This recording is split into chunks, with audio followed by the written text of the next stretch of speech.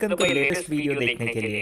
Cricket rules in Hindi. Cricket थोड़ा मुश्किल खेल है, लेकिन मैंने इस वीडियो में क्रिकेट को बहुत आसानी से समझाया। इस वीडियो में मैंने सब कुछ कवर किया है। Equipments, players, cricket ground, ball कैसे करते हैं, रन कैसे बनाते हैं, आउट कैसे होते हैं, टीवी पे स्कोर कैसे देखते हैं, क्रिकेट के फॉर्मेट्स क्या है। इस वीडियो को देखने के बाद आप क्रिकेट को देख सकते हैं, समझ सकते हैं, खेल सकते हैं और भरपूर आनंद उठा सकते हैं। शुरू करते हैं क्रिकेट के नियम। क्रिकेट खेलने के लिए आपको चाहिए बैट और बॉल। बस बॉल जो है वो अलग अलग टाइप की आती है, लेदर की बॉल, रबड़ की बॉल, प्लास्टिक की बॉल।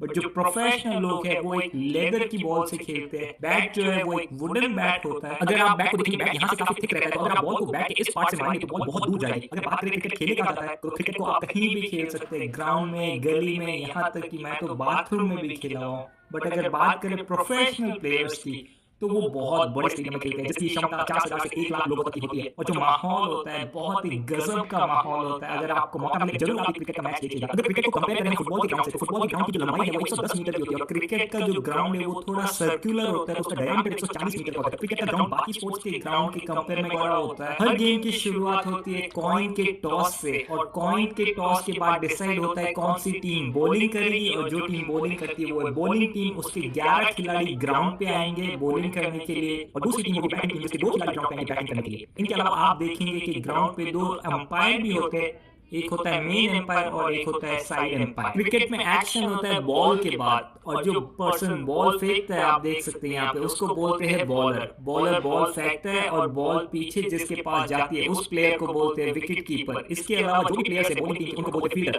बैटिंग टीम के जो प्लेयर्स है उनको बोलते हैं बैट्समैन। उनका काम है रन्स बनाना। रन्स कैसे बनाना वो मैं जल्दी बताने वाला हूं। बॉलिंग टीम का क्या काम है? बॉलिंग टीम का काम है विकेट लेना, यानी प्लेयर्स को आउट करना, या फिर ऐसी बॉल फेंकना कि ये लोग रन ना बना पाए। अब हम बात करते हैं ग्राउंड की। तो ग्राउंड में ये जो आप व्हाइट बाउंड्री देख रहे हैं इसको बोलते हैं बाउंड्री। इसके अलावा जो ये ब्राउन कलर की सैंड टाइप आपको दिखे इसको बोलते हैं पिच। पिच बहुत ही महत्वपूर्ण है। कुछ पिच ऐसे होते हैं जहां पे बॉल बहुत तेजी से आती है, कुछ पिच ऐसे है जहां पे बॉल बहुत स्पिन होती है। तो पिच का बहुत महत्वपूर्ण रोल रहता है क्रिकेट के मैच में। इसके अलावा ये जो आप देख रहे हैं 3-3 स्टंप्स होंगे दोनों साइड पिच के। स्टंप्स बहुत इंपॉर्टेंट रोल प्ले करते हैं, आप जल्दी ही जानेंगे। इसके अलावा ये जो एरिया आप देख रहे हैं इसको बोलते हैं इनफील्ड।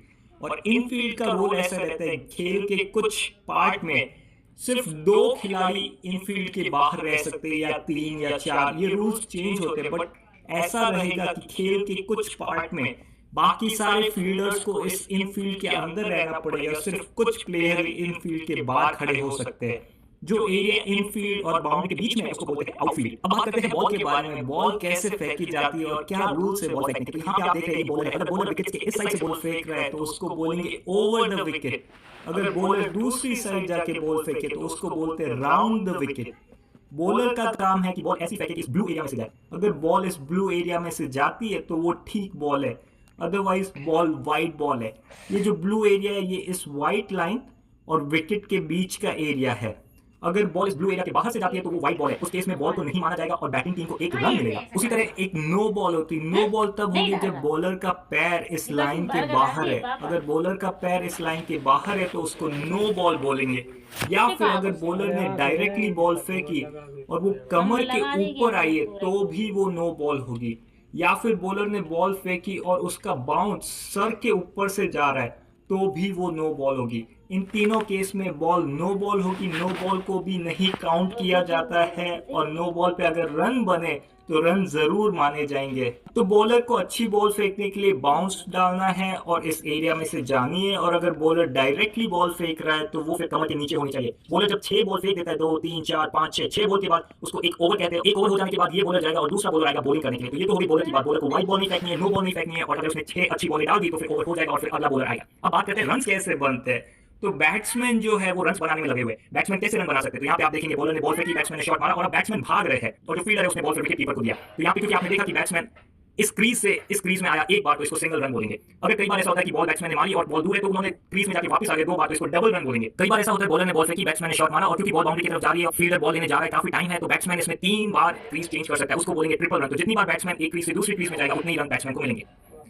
और तरीका जो है वो है बॉल को बाउंड्री के बाहर भेज देना। अगर बैट्समैन ने बॉल को बाउंड्री के बाहर डायरेक्ट भेजा है तो वो 6 रन बोलेंगे, इसको सिक्सर बोलते हैं।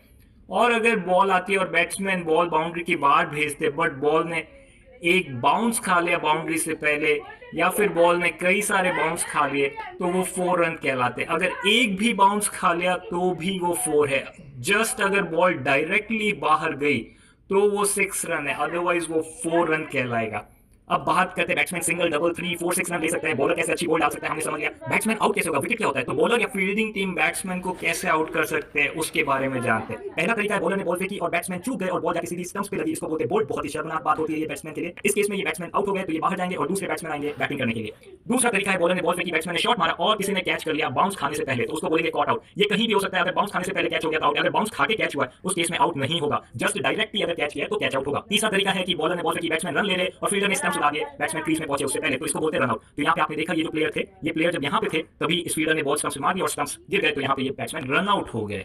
सेम ये बैट्समैन बाहर जाएंगे और अगले बैट्समैन आएंगे। एक बैट्समैन एक ही बार बैटिंग कर सकता है, तो जो बचे हुए बैट्समैन है जिनकी बैटिंग नहीं आई है उनमें से कोई एक आएगा बैटिंग करने के लिए। और तरीका है कि बैट्समैन आगे बढ़े और जो पीछे विकेट कीपर है स्टंप उड़ा दिया, तो इसको बोलते हैं स्टंप आउट। आप देख सकते हैं ये जो बैट्समैन है ये इस लाइन के बाहर है, क्रीज के बाहर है और विकेट कीपर ने स्टंप उड़ा दिया, तो ये होता है स्टंप आउट। स्टंप आउट में क्या होगा, फिर से देखिए बैट्समैन आगे बढ़े, विकेट कीपर ने बॉल पकड़ी और स्टंप उड़ा दिया, ये होता है स्टंप आउट। और जो तरीका है वो ये है कि बॉलर ने बॉल फेंकी और बैट्समैन ने अपना पैर विकेट के बीच में ले आया, तो उसको लेग बिफोर विकेट कहते हैं। तो अगर आप यहाँ देख सकते हैं बॉल विकेट पे जा रही थी पर बैट्समैन ने अपना लेग बिफोर विकेट लिया, यानी बैट्समैन ने अपना पैर आगे लिया और बॉल पैर पे लगी, तो इसको आउट देंगे, क्योंकि अगर बॉल पैर पे नहीं लगती तो वो आउट हो जाती है, तो लेग बिफोर विकेट बोलते हैं। ये कई बार क्लियर नहीं होता है कि बॉल सच में विकेट पे लगी या नहीं लगी, क्योंकि बॉल तो पैर पे लगी, तो यहाँ पे रेफरी जो है थर्ड एम्पायर डिसीजन भी देते हैं, जहाँ पे वो हॉक आई से देखते हैं कि क्या वाकई में बॉल विकेट पे लगने वाली थी या नहीं। अगर बॉल विकेट पे नहीं लगने वाली थी और पैर पे लग गई तो उस केस में नॉट आउट होगा, बट अगर बॉल विकेट पे लगने वाली थी और पैर पे लगी है तो फिर उस केस में ये प्लेयर आउट हो जाएगा। अगला तरीका है कि बैट्समैन का बैलेंस बिगड़ गया और उनकी बॉडी से या उनके बैट से स्टंप्स गिर गए, उस केस में बोलते हैं हिट विकेट, इस केस में भी ये प्लेयर आउट होगा।